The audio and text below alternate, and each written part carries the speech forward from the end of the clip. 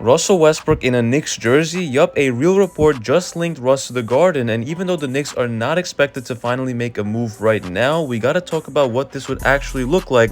Would Westbrook be a spark plug off the bench or just another vet signing that makes no sense in this system? So this all started with Rachel Nichols on Sports Illustrated's Open Floor podcast. She said, quote, "That's a team that needs a guy like him. I think he would flourish in New York." And she's technically not wrong. Russ brings that raw energy, hustle, and leadership that this city feeds off of, and apparently it wasn't just talk. According to Mark Stein and Ian Begley, the Knicks and Westbrook did have mutual interest right before free agency started. But this was before they signed Jordan Clarkson. Once that deal happened, the Westbrook momentum pretty much disappeared. Then, recently, Stephen Bondy shut the door again, saying, quote, "There is no clear path to sustain playing time for him on this roster." Let's break this down. Would Westbrook even work in New York's system? Here's the upside. Veteran leadership, bench energy, he would immediately become our most explosive playmaker outside of Brunson. He is still an elite rebounder and aggressive transition threat even at age 36. And if we're being real, MSG would love the drama, the passion, and the intensity. But look, the fit is not perfect, and here's why. Number one, spacing. Russ is not a shooter, and we know that. That's always been the knock on him,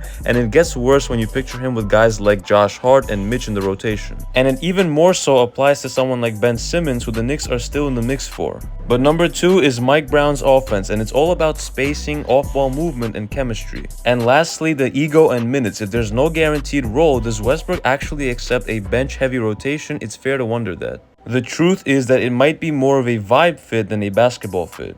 Now here's where things get even more interesting. We already know that the Knicks have been linked to Ben Simmons, who's still reportedly the frontrunner for the last roster spot, and they've also been connected to Malcolm Brogdon. What if they strike out on both of them? Do they pivot back to their own guys from last season? Delon Wright and Landry Shamet feel like the most realistic fallback options. And word is Cam Payne is probably gone, and shout out to him because it is his birthday today. He's 31 now. And then Precious Achua's future feels tied to other moves like the Gershon Yabusele signing, which definitely means that he's probably not in the mix anymore.